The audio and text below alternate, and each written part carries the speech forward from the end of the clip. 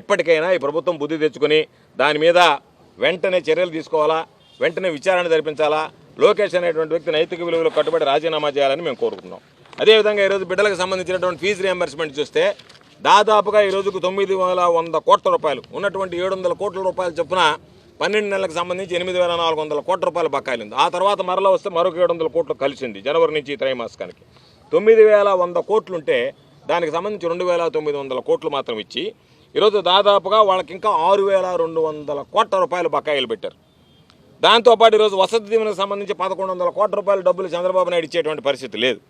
కాబట్టి వీటన్నిటి మీద లెక్క వేసి చూస్తే దాదాపుగా ఏప్రిల్ సంవత్సరంలో 2025 నుంచి ఏప్రిల్ వరకు వసతి దీవెనకు ఉన్న బకాయిలు చూస్తే 3,300 ఉన్నాయి. 3,300 బకాయిలు, మీరు ఇవ్వాల్సినటువంటిది 1,100 కోట్లు, 6,200 కోట్ల రూపాయలు ఫీజు రియంబర్స్మెంట్ బకాయిలు, 9,500 కోట్ల రూపాయలు ఈరోజు పిల్లలకు సంబంధించి విద్యా దీవెన వసతి దీవెన బకాయిలు పెట్టి నేను బ్రహ్మాండమైనటువంటి అభివృద్ధి సంక్షేమం చేస్తున్నానని చెప్పి ఏదైనా కాగితాలు ఇచ్చి పంపించి 2 ఏళ్ల నమ్మకం, అభివృద్ధి, సంక్షేమమా చెప్పడానికి మీకు నోరైనా రావాలి కదా. నమ్మకమా? ఆంధ్ర రాష్ట్రానికి అమ్మకానికి పెట్టి 2 ఏళ్లలో నమ్మకమా? ఆంధ్ర రాష్ట్రం అమ్మకమా? ఏడుంది 2 ఏళ్లలో నమ్మకం? ఈ 2 ఏళ్లలో మీ మీద నమ్మకం ఎట్టొస్తుంది? ఆంధ్ర రాష్ట్రాన్ని అమ్మకానికి పెట్టారనే, ఏ దొరికితే అది ఇష్ట ప్రకారం అమ్ముకుంటున్నారనే. కాబట్టి ఏదో ఒక సినిమా టైటిల్ లాగా ఒకటి పెట్టి జనాల్లోకి పోతే జనాలు మిమ్మల్ని దొరుకుంటుంటారు. కాగితాలు ఇలాకాడ ఇంటి ముందు మామూలుగా పేపర్ వేసిపోతారు చూడు, పొద్దున అట్టేసిపోతున్నారు. మీ కార్యకర్తలకు అనుకోండి, ఎవడు ఇంటికి పోయి కాగితం ఇచ్చి ఏమయ్యా ఎన్ని వచ్చాయని అడిగితే ఆడదంతారు మనల్ని పట్టుకొని అని చెప్పి ఆడపోయి మామూలుగా పేపర్ బాయ్ లాగా ఇంట్లో బయట లేకపోతే ఆ తలుపుకి దాన్ని గుచ్చిపోయేది ఎవరు లేకుండా చూసి. ఆ పనుల్లో ఉంటే ధైర్యంగా పోయేటువంటి పరిస్థితి కూడా మీకు లేకపోతే మీరు మళ్ళీ ఈ కార్యక్రమం బ్రహ్మాండంగా జరిగిందంటే ఆయన అందరికీ ఫోన్లు చేసి ధన్యవాదాలు తెలిపాడంట. దేనికి ధన్యవాదాలు? ఇంట్లో గుచ్చిపోయినాడు ఎవరు లేనప్పుడా? దేనికి పెట్టినట్టు? మీరు ఆ పనులు చేస్తున్నారు కాబట్టి, ఆ దొంగ పనులు చేస్తున్నారు కాబట్టి అది బ్రహ్మాండంగా చేసినట్ట. అంటే గొడవలు లేకుండా ఏమి లేకుండా ఎవరు లేకుండా. కాబట్టి మీరు చేసేటువంటి పనులన్నీ గమనిస్తున్నాం. కాబట్టి మేము ఖచ్చితంగా నిరుద్యోగ భృతి ఏదైతే 3,000 రూపాయలు అని చెప్పారో దానికి సంబంధించి సూపర్ 6 హామీలు అమలు కాలేదు. వీటి మీద ఖచ్చితంగా వైఎస్ఆర్ కాంగ్రెస్ పార్టీ మా నాయకుడు జగన్మోహన్ రెడ్డి గారి ఆధ్వర్యంలో అలుపెరగినటువంటి పోరాటం చేస్తాం. అందులో భాగంగా మేము మరలా డిమాండ్ చేస్తున్నాం. మా ప్రధానమైనటువంటి డిమాండ్లు ఏందనేటువంటివి మొన్న కూడా ఈరోజు నెల్లూరు నగరంలో ఉన్నటువంటి దానిలో ఒక ర్యాలీ నిర్వహించాం. విద్యార్థులతో అదేవిధంగా యువతతో బ్రహ్మాండంగా సాగింది ఆ ర్యాలీ. అందరూ కూడా పాల్గొన్నారు స్వచ్ఛందంగా వచ్చి. ఆ రోజే మేము చెప్పడం జరిగింది.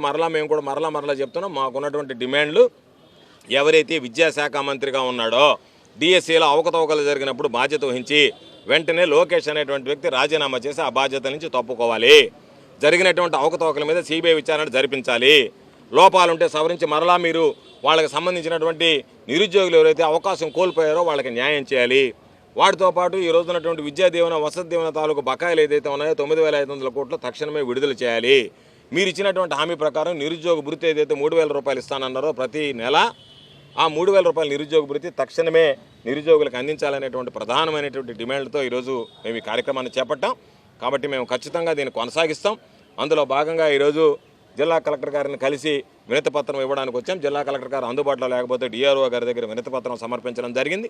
మాకు సంబంధించినటువంటి అందుబాటులో ఉన్నటువంటి ఇన్ఛార్జీలు అందరం కూడా రాబోయేటువంటి రోజులు దీనికి సంబంధించి ఏ విధంగా జరిగింది అనేటువంటి దాని మీద మేము ఏదైతే మీడియా ముందు మాట్లాడామో వాటన్నిటికీ సంబంధించినటువంటి ప్రజలకు కూడా అవగాహన కల్పించేటువంటి కార్యక్రమాన్ని సదస్సు కూడా ఒకటి నిర్వహించాలనుకున్నాం. 3వ తేదీ కానీ 4వ తేదీ కానీ రాష్ట్ర వ్యాప్తంగా నిర్వహిస్తాం.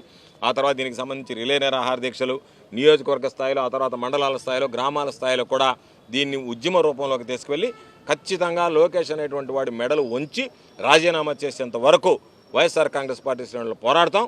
నిరుద్యోగులు ఎవరైతే పాపం ఈరోజు వాళ్ళ భవిష్యత్తును కోల్పోయారో వాళ్ళకి వైఎస్ఆర్ కాంగ్రెస్ పార్టీ జగన్మోహన్ రెడ్డి గారి నాయకత్వంలో అండగా నిలుస్తుంది అని చెప్పి ఈ సందర్భంగా తెలియజేస్తూ ఈరోజు ఖచ్చితంగా వైఎస్ఆర్ కాంగ్రెస్ పార్టీ భవిష్యత్తులో కూడా ఈ పోరాటాన్ని కొనసాగిస్తుంది తప్ప ఎక్కడ కూడా విడిచిపెట్టేటువంటి ప్రసక్తి ఉండదు.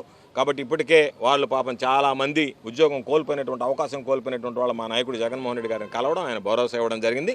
తప్పనిసరిగా అన్ని వర్గాల ప్రజలకు అండగా నిలిచేటువంటి కోణంలో ఈరోజు ఎవరైతే నిరుద్యోగులుగా డిఎస్సీలో దగా పడ్డారో, మెగా డిఎస్సీని దగా డిఎస్సీగా ఈ ప్రభుత్వం మార్చేసిందో వాళ్ళందరికీ కూడా దగా పడ్డటువంటి నిరుద్యోగులందరికీ కూడా వైఎస్ఆర్ కాంగ్రెస్ పార్టీ అండగా ఉంటుందని చెప్పి ఈ సందర్భంగా స్పష్టం చేస్తున్నారు.